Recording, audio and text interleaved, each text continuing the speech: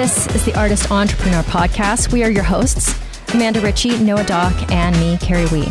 We're three artists brought together by the love of circus and dance. Amanda from the world of Cirque du Soleil as an aerial soloist. Noah, our academic, and me from the commercial dance world. This is one of the greatest jobs in the world, but it comes with uncertainty. Each episode contains insight on how to pursue art-based businesses. We'll have a variety of guests and have lively weekly Discord.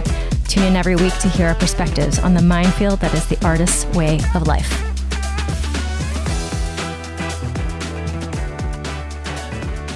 How old's yours? I've got a 2-year-old and a 6-year-old. Oh, they would have fun together. I got a 6-year-old. I got a 6-year-old as well. Yeah. Oh man, just one? I just have the one. Yep. I am so envious some days. Are you guys planning on having more? Nope, we are done. No? I told my wife before we got married, I was willing to have 2 and no more. Is she also circus? No, my wife's an emergency medicine doctor. Oh, so, that's kind of useful. I hope not. I mean, in case. Yeah, no, I always tell my wife that if our work collides, we've got bigger issues. Oh, yeah, that's very true. Okay, listeners, this is Donovan Chandler. I met him recently because he is the owner of the Dallas Circus Center. And I just visited there this past weekend. I taught some workshops, and I had introduced myself to him because I was like, well, I'm here in San Antonio now. I was in LA for 24 years before I moved here about a year and a half ago. That's impressive. It's a long time. It's a long time to be there. And so now that I'm here in Texas, I wanted to meet the big players in Texas, and you are one of them. So I wanted to establish that relationship. Donovan, tell me this origin story. Oh, man, you're going to have to be more specific than that because... No, I want to hear your story. Your circus origin story. I got stories for days. My wife always gives me a hard time that she's like, I start off on a story and 12 tangents later, she's like, finish the story. No, I want it. But the good thing is you're on a podcast and we're supposed to do a long form conversation. So it works out. I'll give you the 10,000 foot view and then you can zoom in on what you want. Awesome. So moved around a ton as a kid. My dad worked for an engineering company that specialized in tunnels. It took him about 3 years to build a tunnel. So every 3 years we'd pick up and move to a different place to build a new tunnel. So never lived anywhere 24 years. I actually, fun fact, when I moved to Dallas, the longest I'd ever lived anywhere in my entire life was 3.5 years, and that was in high school. So I've been in Dallas for 13 years now. So this definitely takes the cake for me as far as longest I've lived somewhere. Now, did you get used to that? Did you like that? I loved it. I absolutely loved it. It was every 3 years I got to start over. I got to reinvent myself. I got to shake off all of the the labels that I had gotten, and I got this fresh start. I got to start over, new school, new people. Nobody knew me. You know, I still had the same interaction with my family. So I tell my wife all the time that I think it made us grow a lot closer as a family unit because we were the constant. And did you do this just in America, or were you all over the world? All over the world. Yeah. So I actually went to high school in Singapore. Oh, that changes it. That's like incredible. But we spent the majority of my life traveling around the U.S. And then I ended up going to high school in Singapore. Wow. Yeah. So I loved it. It's one of my favorite parts of my childhood. Wow. Okay. So when did circus come into the... Circus didn't come in until after college. So I played sports as a kid. I played everything. My dad was a semi-pro soccer player. Man, like a week before my 17th birthday, I discovered gymnastics. And I was like, oh, this is cool. This is now taking everything that I've done and putting it all into one sport. And so I just started, and it was something fun for me to do on the side. It clicked for some reason. The physics, the physicality of it, I just was like, this is cool. And so I was actually able to walk onto the college gymnastics team a year later. Oh, wow. Wow. Yeah. Like, it was one of those, like, it was junior year of high school. I took anatomy, physiology, physics one, and I discovered gymnastics all in the same, like, January, start of the semester. And so I was learning about how muscles contract joints, and in physics, rotating objects make them smaller, they rotate faster. And then I went to gymnastics and was like, oh, I can figure out a backflip. I just have to start flipping and then tuck really hard, and I can squeeze these muscles. And it was like, it clicked. I don't know why. It just made sense. That's amazing that you had done so much sports before that point that, like, you were just an athlete already. I tell people all the time, most people start with gymnastics and they build a really strong foundation. And then from that foundation, they can play any sport imaginable. I played every sport imaginable and then discovered gymnastics. I just kind of went backwards. Yeah. And so then when I discovered, but after college, I went back to coaching gymnastics for fun just because I enjoyed it, and then discovered circus. And it was like, oh yeah, this is cool. This is what I want to be doing. What was that first discovery? At some point in college, I got roped into judging a gymnastics competition. And one of the girls that I judged the gymnastics competition with was a pro cheerleader in Baltimore. I don't remember if she was Ravens or she did the Baltimore Blast, the soccer team. But anyways, she and I kept in touch. We became really good friends. And a decade later, I ended up back in DC. And she was like, you got to come do this. She was a kindergarten teacher at the time. And she was like, all of my coworkers and all of our husbands go like one Saturday morning a month and take a flying trapeze class. And you got to come try this. And I was like, yeah, I'm game. Like, sign me up. And it was what is it? TSNY down in DC? Yeah, it was at the Navy Yards in DC. So fun fact, that was when Brian McVicker was the general manager, part owner, and it was actually inside the tent. When TSNY first set up, they set up in Baltimore, and then they went to the Chinatown. They had an outdoor rig in Chinatown, and then they got their fabric tent building set up in the Navy Yards, and they were there for probably 5 or 6 years before they were able to move to a metal building, and then they ended up moving back down to a smaller circus tent. And long story short, I was working in that initial tent location. I worked there in DC for probably 3 years. And years later, when I was opening my own school, actually I already opened in Dallas, Brian called and said, hey, we're moving to a metal building. Do you want to buy the tent? Like TSNY. Oh, so is this what I saw the other day? This is their building. The tent that you were in, that is actually the structure that I took my very first flying trapeze class in 18 years ago or whatever. How did they even ship that thing to you? Like, they didn't. So that was the funny part of the story, is that TSNY had already written it off. They were like, hey, this is a sunk cost. We already paid for this building. We're going to pay somebody to come and tear it down and haul it away for scraps. And so Brian called me and was like, hey, make us an offer. So I made them an offer, and I took a small construction team out that was basically my older brother, my dad, and an employee or two.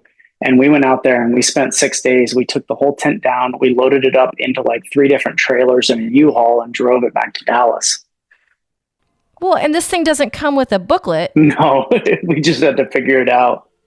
Oh my God. I can't even imagine you putting that thing back together by scratch. Figuring it out. Putting it back together was a little bit more organized than that, but taking it apart was literally just us renting a couple forklifts and a couple man lifts and figuring it out.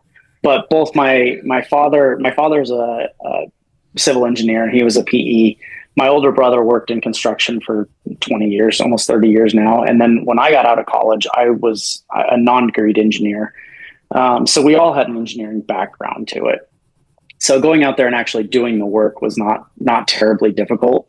And then when we got back to Dallas, one of the big challenges is that when we were set up in that tent in DC and I was learning flying trapeze, I went from my knee hang class to catching double tucks and getting my first performance contracts there in DC. That was my home rig, and I stayed there until I started traveling the world performing. But one of the challenges I had in that tent was that I would literally kick the ceiling, because the tent was only 35 feet tall and the trapeze rig is 32 feet. So there was only 3 feet of space above the trapeze rig. And if you threw big enough tricks, it was literally kicking fabric and the beams. The tent that I was under was a lot higher than that. Yes, it was. Because you lifted it with shipping containers on your structure. Yeah. Oh my God. Okay, wait. Hold on. There are so many trails that I want to go down. I told and you, I'm going to make notes. 12 tangents later, my wife's like, finish the damn story. Let's go to the most recent experience that I had. So I walked into this place. I look at this thing and it looks like a bubble on top of some shipping containers. And I went in the next day. Trapeze class was already going on.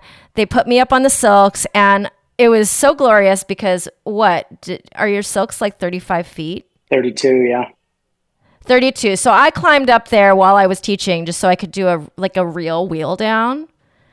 I was like, oh, there's just feet and feet and feet and feet. So I was really happy, obviously. I can just keep going. I can just keep going. And then I find out my wheel down's not as great as I think it is, right? Because I'm like, keep on going. And it's like, oh, I thought I was faster than this. I'm not actually.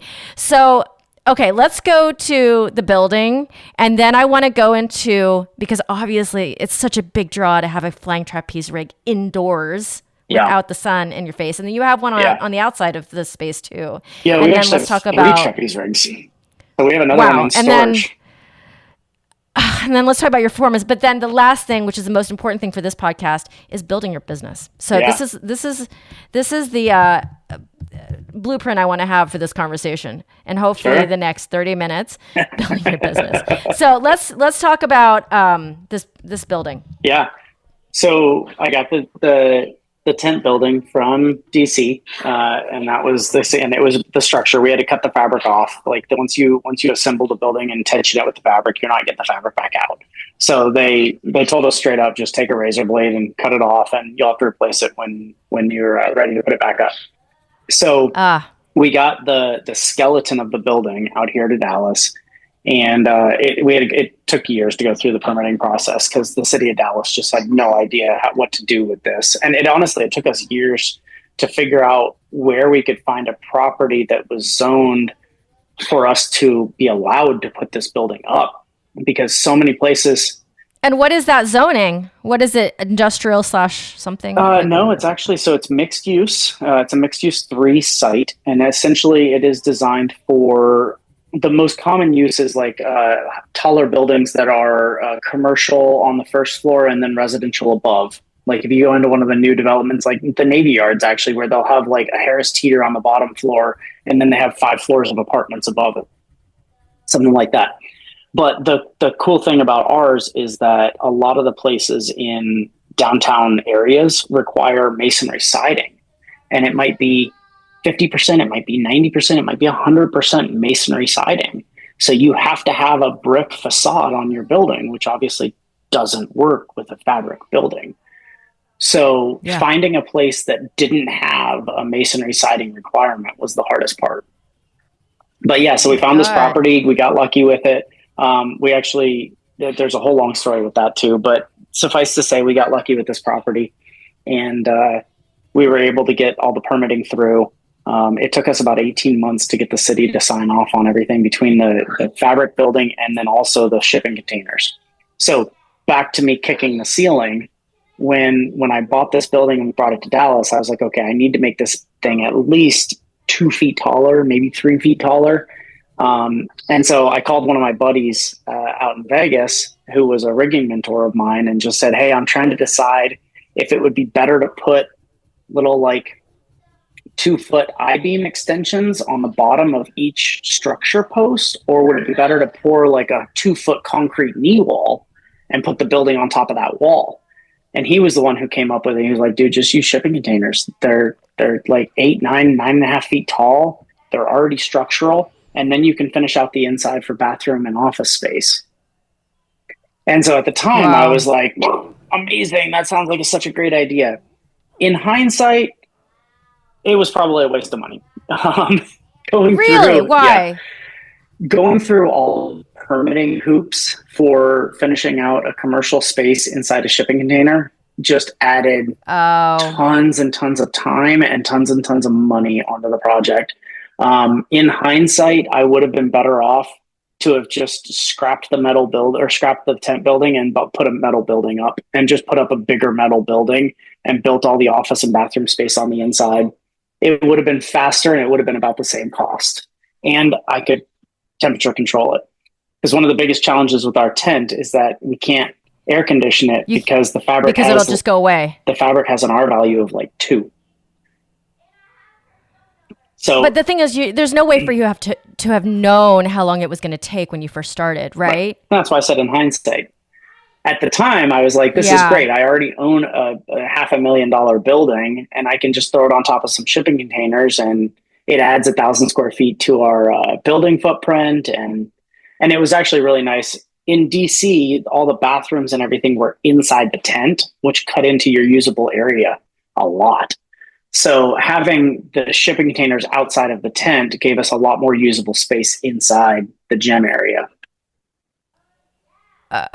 Okay. So it would have been lower, though. You wouldn't have had the height that you have if you built a building from scratch, though. Am I wrong? Yeah, I would have built it the same height. So what we ended up doing... You would have. Yeah. So right now we have a 45-foot peak. The peak of our tent is at 45 feet, which is actually kind of cool. If you decide you want to come out for one of our showcase performances, we take the net down and we have a pulley point in the center of the building. Nice. So I'll be performing on a pulley point? Yeah, it's a motorized pulley point too. So all of our aerial performances are on a 45-foot point in the center of the building for our showcases. I already agreed to this, Donovan, I think. I know, we already said December 5th. Yeah, you don't have to sell it to me, but now I'm in. I think I'm going to do an aerial chains act, apparently up in actual air because they have a motorized point. Okay, so this 18 months that you were in, like, were you losing money during this entire time, or was it one of these things that not quite yet because you were still working on other things and that wasn't your job yet? So we opened in Dallas in the summer of 2013, and we ran from 2013 through the fall of 2020 outdoors seasonal. So that trapeze rig that you saw outside, that was our only trapeze rig for 7 years. And we were running from February to November every year, and we'd take November, December, January off. And the team would scatter, go home, go visit, go travel, whatever. And then we'd come back in February and open back up for the season. So we kept the outdoor rig running while I was going through the permitting process. So we got permission to start construction on, it was like December 21st or something of 2019. It was about 3 weeks after my son was born. So you can imagine how happy my wife was when we had not busy or anything. We had a 3-week-old, and I finally got permission to start construction, and she was like, "Are you kidding me?" But and then like 10 weeks later, COVID shut everything down. So I tell people all the time that building this building was my COVID project, because while everything else was shut down, I got to go socially isolate on this construction site while I was. I mean, it kind of worked out for you then. Yeah, it was great. It gave me something to do, and we ended up, because we were in Texas and we were running an outdoor flying trapeze rig, we were still able to run some outdoor flying trapeze classes at our outdoor location. Yeah. We just had to limit the number and all that fun stuff, keep distance. But so we were able to keep the outdoor rig running a little bit. And then the construction project was what allowed me to continue paying some of my salaried staff, because I was like, hey, instead of teaching classes, come help me on the construction site. You'll still get your hours. So it ended up working out pretty well. Flying trapeze is this element of this growing appeal for, what's the word I like to use? Commercial circus. Okay. There's not a lot of places that have it. Like, I have students, the area is small, we're a room with 6 points.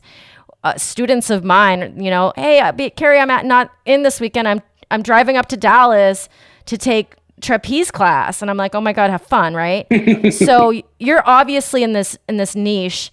Tell me about running this business in flying trapeze, because it's so different than, I don't know, like 90% of the studios that are in America, I mean, it's a passion project, right? Just like most entrepreneurs that you talk to, they're going to find something they're passionate about. they're going to find something that they're an expert in, and then they're going to figure out a way to make a living doing it. I mean, that's really, really what it comes down to. So flying trapeze, just like anything else, is something that you figure out that you're passionate. If you're good enough to become an expert at it, then you figure out a way to make a living out of it. The passion's pretty easy because flying trapeze is awesome. Pretty much everybody loves flying trapeze. It's easy to be passionate about that. I was so distracted, by the way, when I was teaching. I just find myself staring at you guys. I'm like, oh my God, Carrie, you're teaching right now. But it's like hard not to, right? Because you guys are doing some amazing shit. Yeah. Like, hello. Yeah. Is it like you built it and they come? Is it hard to market yourself? Yes and no. There is a little bit of build it and they will come. The schools that last have to have something more than that. And this is going to sound horrible, and I hope that any other flying trapeze people who are listening to this aren't offended by this, but professionalism is a really big issue in the flying trapeze industry because so many people have that like build it and they will come. So they put a trapeze rig in their backyard and there's just absolutely no professionalism associated with it. And then they can't figure out why they can't get customers. The teachers actually know what they're doing. The teachers know what they're doing, but it goes further than that, right? It goes to rig maintenance. It goes to having a curriculum. It goes to staff training. It goes to judgment decisions on, when you're dealing with other people's safety, there's a lot of judgment that goes into it, and passing that judgment on to your staff so that everybody is making reasonable judgment decisions. So you don't have some staff member who comes in and they're like, no, you're completely safe doing that stupid thing. And then you have somebody bounce out of the net and you're like, well, no shit, dumbass. Like, there's no reason that person should have been doing that. So, right. And a lot of the rigs have problems with that. A lot of rigs have where either the person in charge isn't setting a standard that can be followed, across the board, or there just isn't a standard at all. It doesn't exist. And I will say some of the rig owners are pretty transparent about that. There's one rig that comes to mind that's in a guy's backyard, and he straight up says, like, I am not a professional. I bought a trapeze rig because I thought it was cool, and I will charge you a very small amount of money and you can come play on it with me. But I'm not a professional. I'm not going to teach you how. I will do my best to keep you safe, but you're on your own. There are other places that are collectives where it's like 8 or 10 people get together and buy a trapeze rig, but it's the same thing. They're like, we freely admit we are not coaches. We don't know what we're doing. We just bought a trapeze rig and we're playing on it.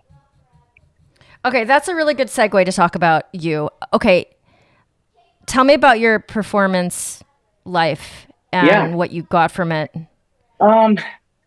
The biggest thing I got out of my performance life is that most of the professionals don't know what they're doing. Oh my God.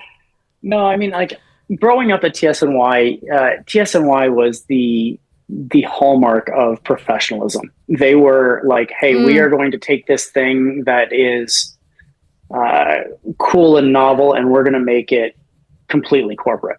Like, we're going to take all of the fun out of it, and we're going to make everything standardized.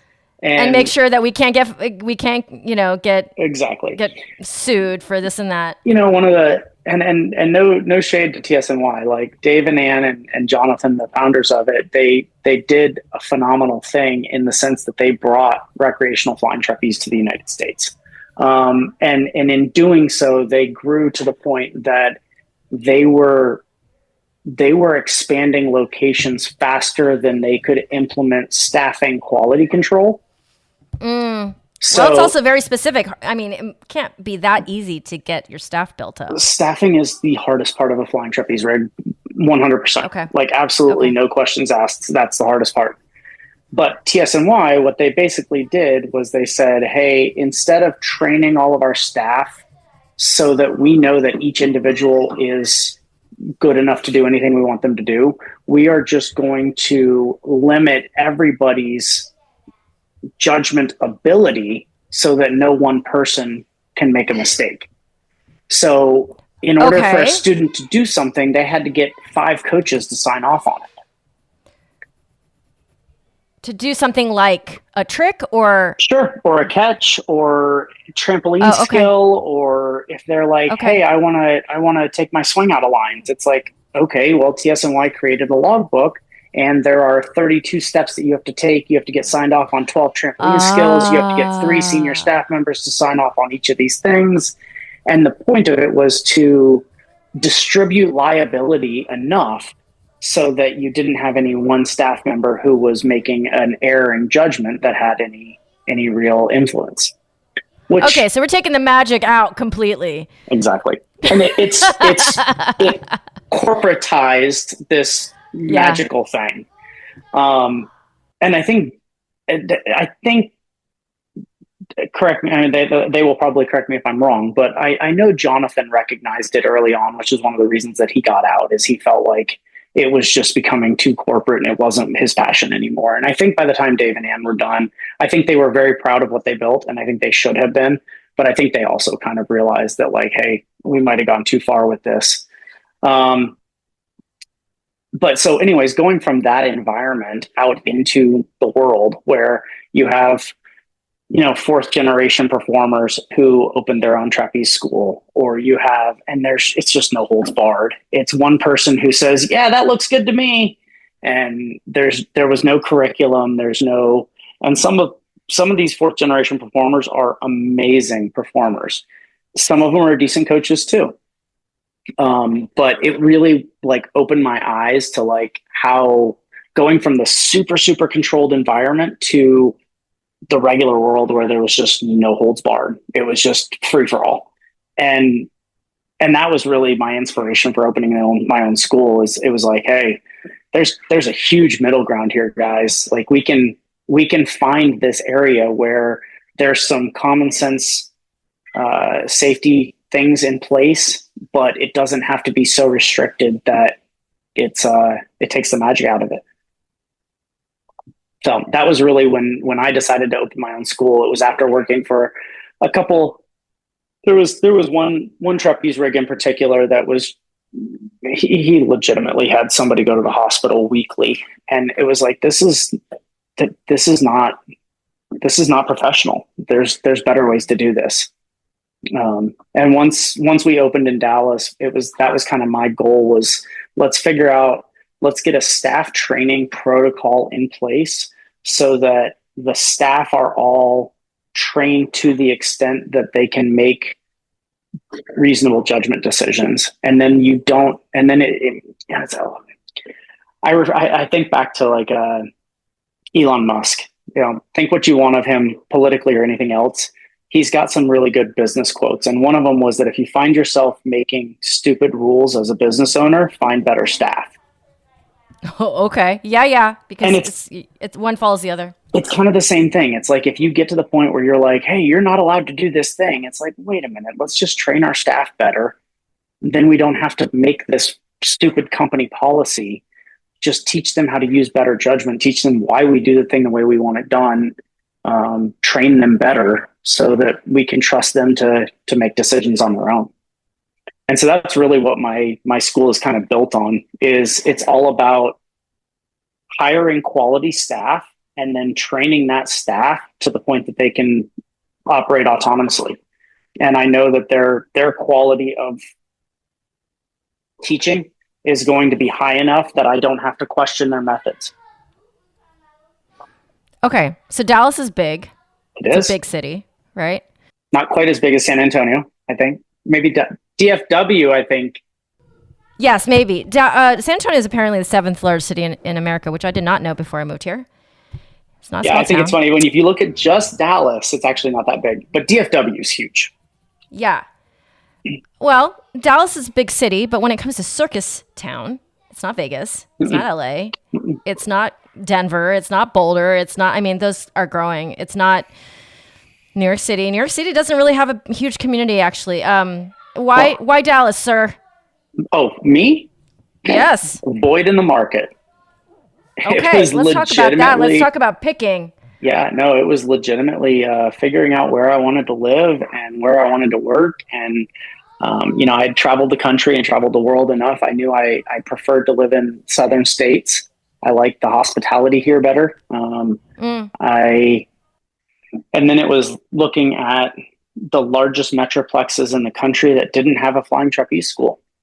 And DFW is third largest metroplex in the country, and behind LA and New York. And LA had 4 trapeze schools, and New York had 3, and DFW had 0. And it was like, this is an easy decision. Had you already met your wife by then? No, we met here.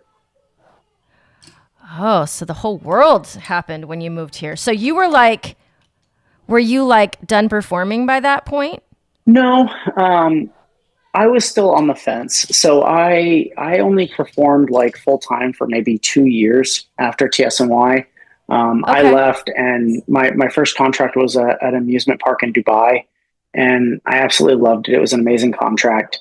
And then I came back and bounced around the US for a while. I did some events in Philadelphia, in upstate New York, and then I actually went back to TSNY. Jonathan asked me to come back and help. They needed an out of lines catcher for a showcase in Boston. And then I got there, and it was like the day I arrived, the general manager had put in her notice.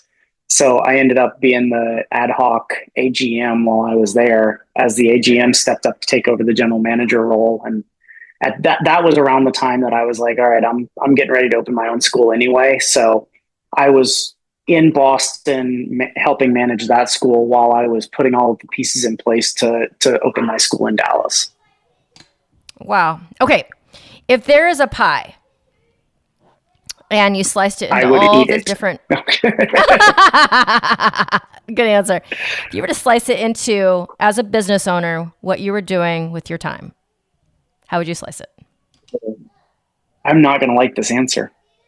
Is it marketing like 99%? Like, what's going on? No, I do not market enough. I don't like social media. I don't enjoy it. I don't really enjoy consuming. The older I get, the more I realize how much of a time suck social media is.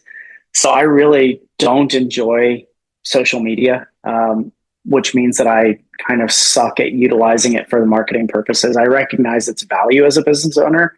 I just hate that part of the job. I wear a lot of hats. There are a lot of slices of this pie. Yeah, it really just depends on the season. And as I was saying, the hardest part of my job, bar none, is staffing. Is finding the right people, putting the right people in the right places. You know, they talk about getting the right people on the bus and then figuring out what seat to put them in. If I have a quality office manager, then I get to step back from the day-to-day office operations, and I can focus more on other aspects. If I have a really competent lines puller who's teaching all of the regular classes, then I can kind of step away from that aspect. If I have a really competent facility maintenance person, then I can step away from the rigging aspect. But if my facility maintenance guy goes, then I have to be the one doing the rigging inspections and the rigging maintenance. And if my office manager leaves, then I have to be the one answering the phone, answering the emails, and booking private parties. If my lines puller takes off for a summer camp or whatever, then I have to go back to teaching the flying trapeze classes. So it really just depends on the season. Like who's in? For example, in the month of May that's coming, do you have your staff? Yes. So for the month of May, I'm actually quite set, but I've got 2 key players leaving at the end of May. I've got 1 key player leaving at the end of April. Actually, next week, my facility maintenance guy is leaving and my CrossFit coach is leaving. So in May, I have to go back to coaching all of my CrossFit classes again. We bought a CrossFit gym. You're on the schedule. Donovan is teaching blah, blah, blah, Monday, Wednesday, Friday, whatever it is. Yep. Okay. So we bought a CrossFit gym. My wife was a big CrossFit athlete. So we bought a CrossFit gym 3 years ago. This is you have 2 businesses? So we operate the CrossFit gym out of the circus tent as a space utilization thing. So CrossFit runs mornings and afternoons. Circus runs evenings and weekends. Smart. Now they can run at the same time, but we try to let the CrossFit guys have the CrossFit gym because they want to crank the music and drop weights and all that. And the aerialists don't necessarily like that. So we do mornings and early evenings as CrossFit, and then later evenings and weekends are pretty much exclusively circus. But yes, so we own a CrossFit gym that's CrossFit 3 Rings, and that operates out of Dallas Circus Center. Got it. So yeah, next week my CrossFit coach is leaving, so I'm going to take over coaching 4 hours a day, 3 hours a day, 3 or 4 hours a that's a day, lot. Monday through Friday. Yeah. And then at the end of May, my lines puller and one of my catchers is leaving to go to summer camp. So for June, July, and August, I'm going to be short staffed, and I'm going to be teaching. I'm hoping to hire a new CrossFit coach, but if I can't, I'm going to be teaching CrossFit mornings and afternoons, and then flying trapeze evenings and weekends for June, July, and August. And that's when we have our kids' summer camp going on as well. Now, I do have a lines puller to pull for the kids' summer camp, so I won't have to be there all day, every day. Okay. And if you, for example, my owner has the same problem, Darren Minkin. If you're in a bigger city, you'd have so many options for staffing, but then you would be competing with all the players in the space. So it's definitely a better business, but man, is it hard. That's what I'm coming to the point, because like, one thing I will say with flying trapeze is that there really, I mean, there used to be 3 or 4 flying trapeze rigs in LA, and there used to be 3 or 4 in New York City. There used to be 2 in Seattle. There used to be 2 in San Francisco. There really aren't any others. Like there's one in Chicago. The one in Boston closed. So sometimes there's one in Miami. Sometimes there's one in Phoenix. But if you look at like indoor flying trapeze rigs, there's only like 6 in the country. So, I mean, do you have a lot of people like traveling all over the world to come, like people from far? we get applications pretty regularly from people all over the country, including Australia, who want to come and work for us. The challenge is finding people who are going to fit with our culture, or finding people that can get their visas, right? And there are a lot of options out there for flying trapeze instructors that don't necessarily mesh with the way the professionalism that I require. I didn't mean to interrupt you. You were talking about LA. No, you're good. Oh yeah, I was just saying that there used to be kind of hotspots, but at one point there were 3 or 4 schools in LA. There's now only one, and they just lost their space on the pier and they moved into another city, Oh into yeah, another yeah. park. Mm-hmm.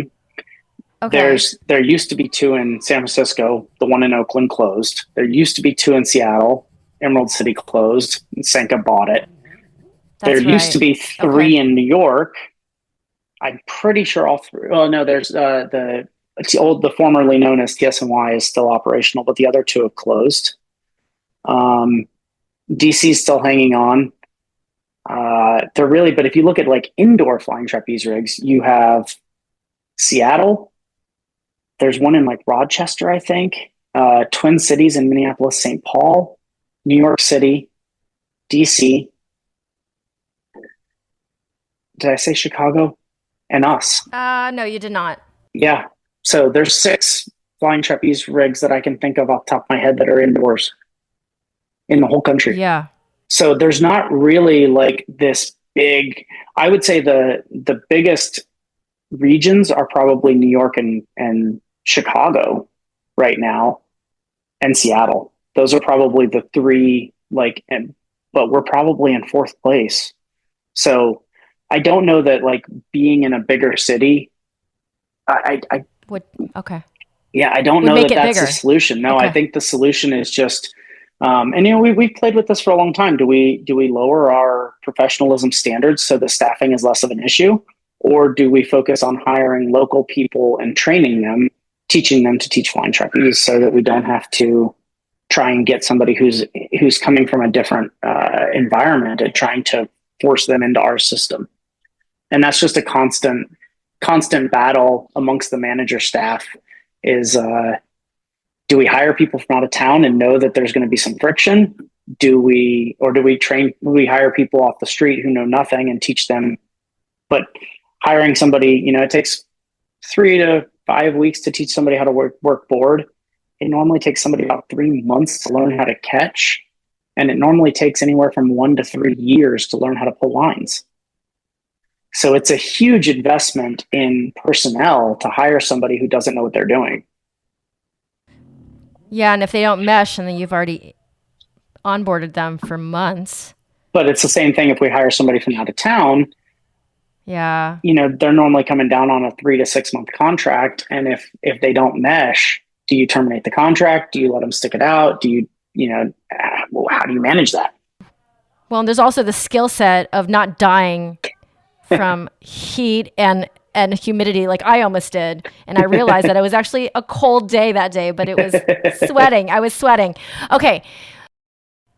Do you lose creativity when you're running your business? How do you keep your creativity as an artist while you're doing all this stuff? Talk to me about that. I didn't have creativity to begin with, so I didn't have anything to No, lose. you had to have. No, I am. My brain is all science and math. I was a physics major in college, and I look at something and I figure out how it works, and I figure out how to build it, and it's all logic for me. I have very little creativity, and it's funny because I'm looking at the other window on my computer screen right now is ChatGPT, because I'm trying to figure out like costumes and whatnot for this show coming up in May. And I'm like, I just ChatGPT that shit. Like, hey, give me 20 options and I'll pick from those. I agree. I don't Dara asked me to write like a blurb to explain my number. We have a recital coming up on Friday, which, by the way, I should have been in San Antonio when I was in Dallas, but I told her, I was like, look, I gotta go. Like, I scheduled this a long time ago. But no matter what, if you are telling people what to do in the air, there's a certain choreography of it. Yeah, but for me, it's logistics, right? Like, hey, if you squeeze that muscle, this thing's going to happen, and that's not the desired result. And the desired result is this, so you need to squeeze this muscle in order for that to happen. So for me, are you not thinking about the look of the act, though? Of course you are. No, very little. Oh my God, you and I have very different brains, because you know what I'm saying? No, I am very much like function over form. Like, can you do the thing I'm asking you to do? Cool. Like, does it look good? Nah, but you can do it. If you have advice out there for a young trapeze artist, what would it be? Find something more profitable. Besides, don't do it, because No, and that the biggest part of my job, like the hat that I am most proud of as a business owner is mentor to my staff. That's the thing that I take the most pride in. At this point, we've created a pretty good culture of mentorship at the gym, where the people who have been around longer kind of inherit or intuitively take people under their wing and teach them. And so this is actually a conversation that I have with young aspiring trapeze artists often.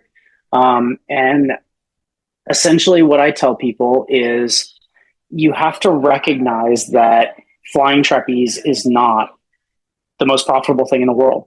If you want to make money, there are way easier ways to do it. And don't go into this with the mentality that if I just get good enough, I'm going to make a ton of money, because chances are that's not going to happen. And even if you do get good enough, even the very best of the best are making a starting salary for a computer programmer, or for, you could go take a 6-month online course and you could have a starting salary better than the best flying trapeze artist in the world. It's just not. It's not built to be a profitable industry. But so if you take money out of the equation, then recognize that you're going to spend the first couple of years learning how to do the thing that you want to do. And then you're going to take some crappy jobs that are going to travel you to places you don't want to go. And you're going to spend more time setting up the tent and driving than you are going to spend performing. And that's part of the process. That's part of learning how to do this thing. And while it sucks in the moment, in 20 years, those are going to be the stories you're telling everyone. Those are going to be the fun parts. And don't rush through those moments trying to get to something better. Recognize that you're doing what you wanted to do, and enjoy it. And it's a little bit like parenthood, right? Like, don't rush through the screaming toddler phase. don't rush through the toddler tantrums because you're waiting for them to get old enough to have a meaningful conversation, right? Because you're going to look back on those moments and be like, man, I really miss when she was 2 years old and wandered through the house naked. So I think that's my biggest advice to a trapeze artist, is that recognize that every part of the journey is a season, and appreciate the season that you're in. I mean, flying trapeze is arguably the most old school circus like role out there. And me being in the aerial side of like aerial silks, aerial hoop, aerial hammock, I come across, sorry students, a bunch of divas who want to be the star. And you're like the star of, they want to be a soloist. But the thing is, the old school circus world, you're putting up the tent yourself. You're a part of that crew. You're not just the soloist who gets to prance out of their, little dressing room and be the star of the show. I feel like there are more jobs for those people than there are for the type of people that I'm training. Flying trapeze is like old school flying trapeze or old school circus. But, the thing that boggles my mind is that aerials is more profitable as a business owner. Like, absolutely no questions asked. Because of that, well, the staffing is cheaper, right? You don't have to have 3 people in every class. You can run as many classes as you want. You only need to have one coach. You can schedule the classes when that coach is available. You don't have to try and coordinate schedules, and you don't have to limit the number of hours available based on payroll. So flying trapeze is a lot more challenging from a logistics standpoint to own that business. But because of that, and also you have all the building requirements, the ceiling height requirements, the square footage, the footprint requirements. With aerial studios, you can set up in a tiny little space with only 6 points, or you can set up in a much bigger space with 18 points. So you can kind of scale your space as your client base grows. You can't really do that with flying trapeze. You have a footprint. You need basically 4,000 square feet, and it's got to be at least 35 feet tall. And that's just kind of the minimum. So it's a lot harder. There's a lot more barrier to entry there. But because of that, there are several aerial studios in every city in the country. But that means that there are several studios worth of aerial students in every city in the country. So your student population is greater, your instructor population is greater, there are more insurance options available. Like, everything about aerials is easier from a business ownership standpoint than flying trapeze is. Yeah, but when it comes to performance, there's more jobs, no? No, there are fewer performers.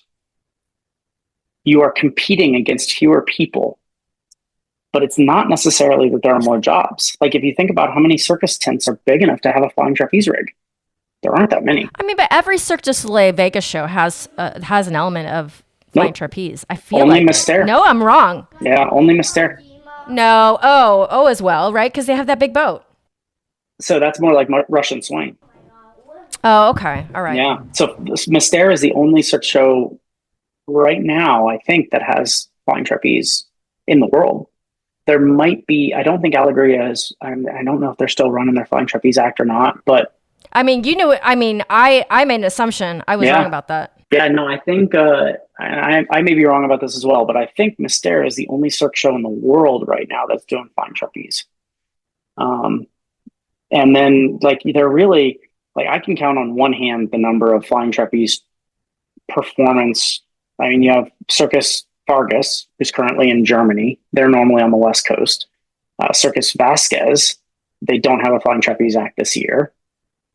Big Apple Circus Circus. Vasquez is in Texas. Mm-hmm. Yeah, they're Houston based.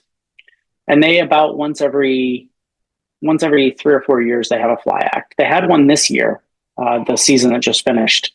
One of my old catchers, Jason English, was catching that show. But Ringling has a fly act right now. Lanuba in Orlando used to have it, but they closed Lanuba and they got Drawn to Life that doesn't have flying trapeze. So really, there aren't that many flying trapeze acts in the world right now where you can just go get a job. But there are probably only 200 flying trapeze performers in the world.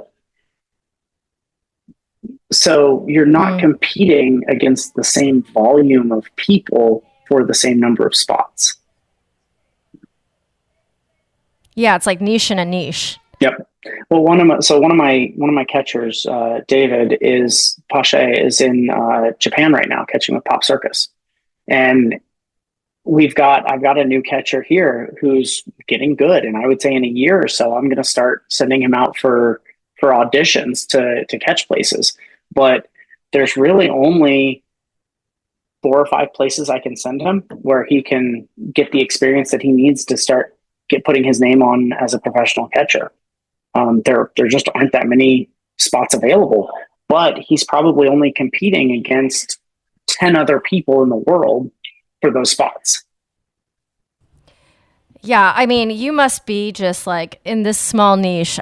There's not a lot of people who know what everything is and the industry. You're like one of those guys. Yeah. Flying trapeze is definitely a niche within a niche. Like circus performing is a pretty small community to begin with, and flying trapeze is just a tiny percentage of that. Yeah, and you were telling me your silks, your lyra, how much of that makes up your business? The traditional, like the aerial studio stuff.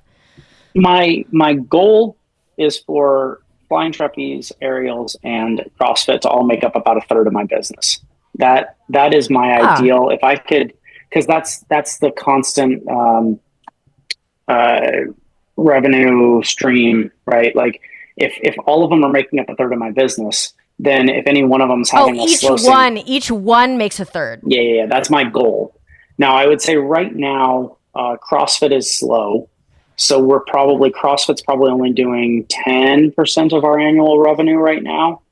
Circus is trapeze is probably doing 40%, and aerials is probably doing 20%. And then the other 10% is coming from various other performance events, equipment sales, rigging installation, stuff like that.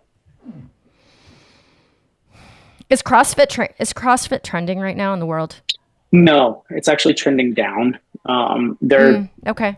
It's High Rocks is kind of taken over right now as the new like trendy fitness thing, and I just CrossFit. Heard about High Rocks. Mm-hmm. It's basically never heard of it before. It's basically just CrossFit, but you have to run a kilometer between every activity. It's literally that's what it is. The biggest problem between CrossFit and High Rocks is that CrossFit is all about constant variance. Like if you're constantly doing something different, then your body will keep growing and adapting.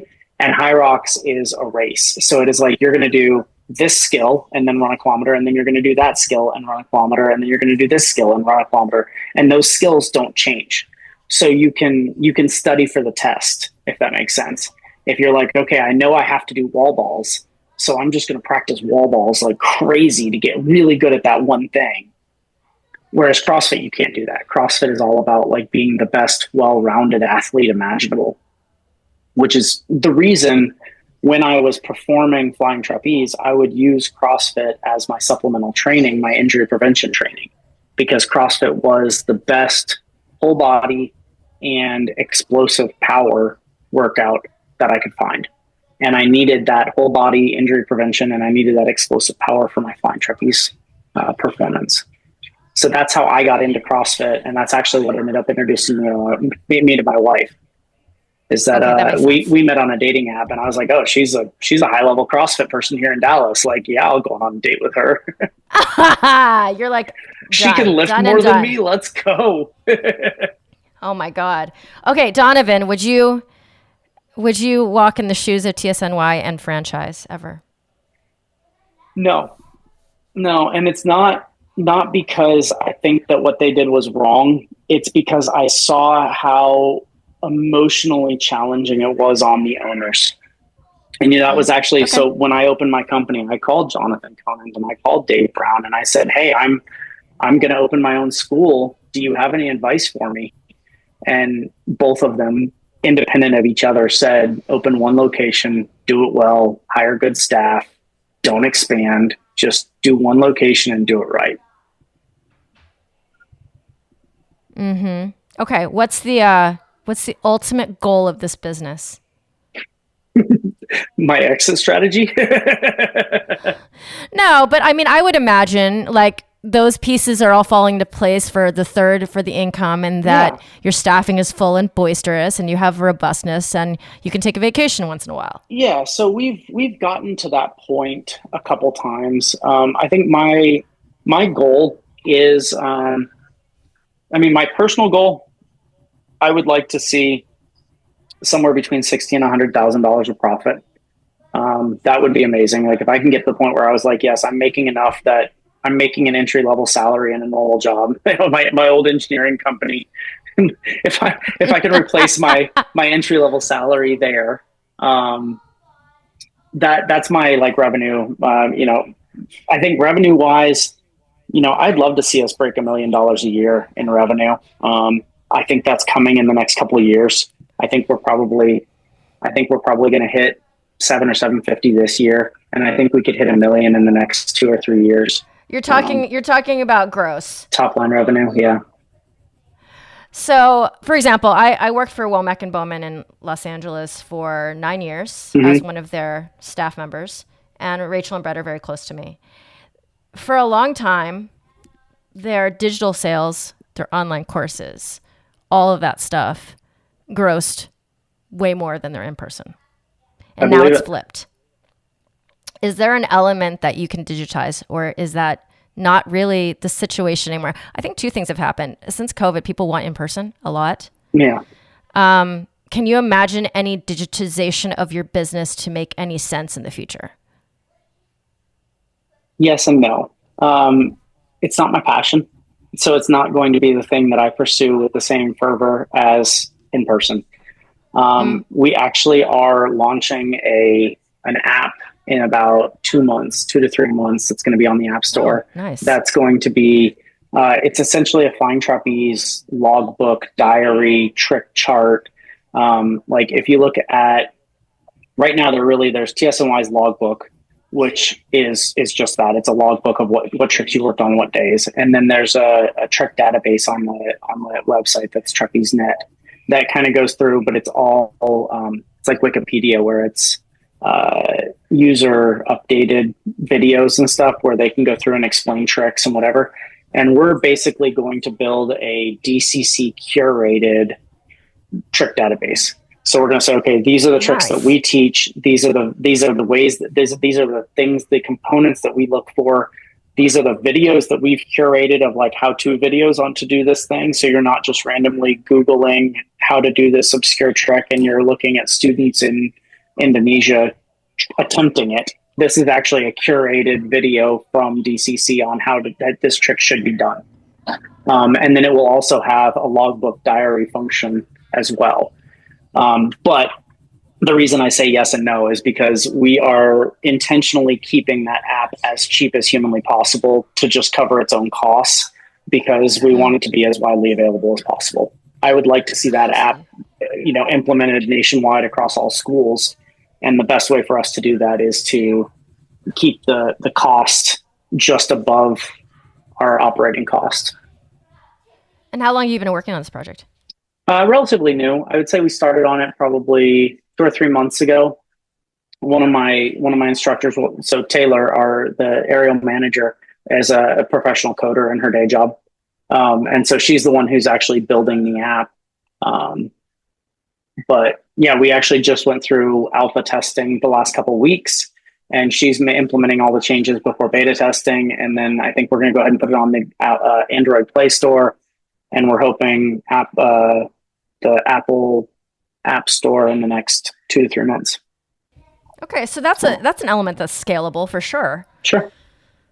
Yeah. But I would say my passion is in person. My passion, where I would like to see the business go, is I would like to see the business hit $1 million in revenue, profit 6 figures, and find somebody who is capable of taking over from me and continuing the project. I want to find a mentee, for lack of a better term, and it doesn't necessarily have to be somebody younger. I'm looking at like a retiring Cirque du Soleil catcher or something who is like, hey, I'm ready to settle down and I'm willing to move to Dallas and take over running the school and keep it going in the same direction or a similar direction. So I think that's kind of that's where I see success, is like, I've built this thing to the point that somebody else wants to buy it and wants to come in and continue doing all the work that I've already done. With what you have in place right now, could it make that much money if all the classes were full? Easily. Yeah. Oh, okay. Okay. Got it. No, like I said, I think, and I haven't looked at the numbers recently, but I want to say we're on track to hit about 700,000 this year, something like that. Okay. And so if I had a few more flying trapeze staff and I could offer, so far this year, our flying trapeze classes have been sold out weeks in advance.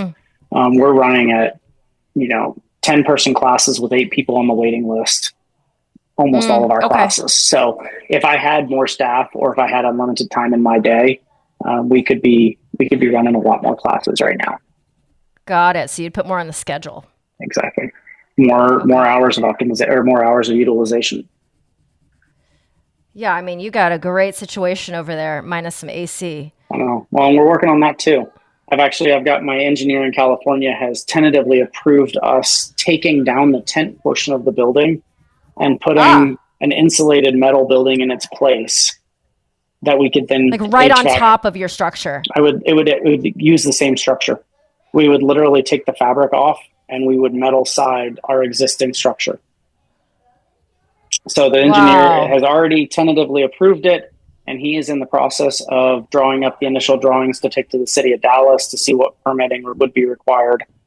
But we have enough money in the bank to do the project, and now we just have to figure out how feasible it's going to be from a permitting perspective.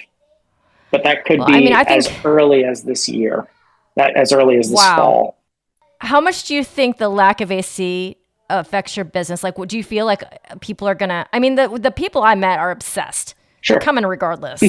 But maybe people who are starting out, it's going to be a little bit more barrier to entry. I would say that our lack of AC is on par with our staffing as far as the bottleneck to our business. Those are the two things. Okay. All right. If I had unlimited flying trapeze staff, we could add 30% to my annual revenue.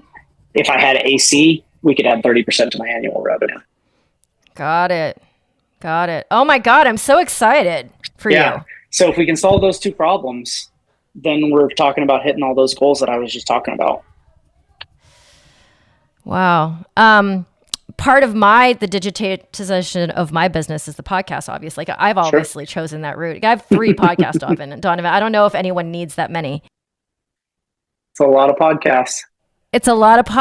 But what it does is it gives me this, like, I travel, I teach, and I just grow the circle. And that's really exciting to me, because I met you for 5 minutes at the end of my workshops. And if I didn't have this digitization of my business, that would have been the end of our conversation probably. And I would see you in December. But instead, I get to know your whole story and get to share your whole story with this entire audience, of which I don't know how it happens, but like, my friends won't tune in, but like, I have like listeners in Vietnam for some reason. I have no idea why. And these stories can like kind of trickle out exponentially in the world. So I'm really happy to be able to do that for our industry as well, because wow, you're such a wealth of knowledge, and I didn't know this, and now I do. Yeah, no, I'm happy to be involved. Happy to be a part of it. I love it. Thank you for carving out your time. I know you're busy with the 2 kids. My kid is not happy that I've been on the phone this long on the Zoom. I appreciate you. Well, hopefully it was worth it. I think so. Awesome. Thank you for your time. Yeah, you're very welcome. Thank you so much for tuning in. You can find Amanda Ritchie at Grounded in Flight on Instagram, and at Noah Doc on Instagram, as well as Red Flags app. and me, Carrie Wee, you can find at wrapyourheadaroundsilks.com. Thank you so much for being here. We appreciate you. We have so much more coming at you, including guests that are in this art world, that are blazing their way through new businesses, and just more banter from us. Thank you for listening. This is The Artist Entrepreneur.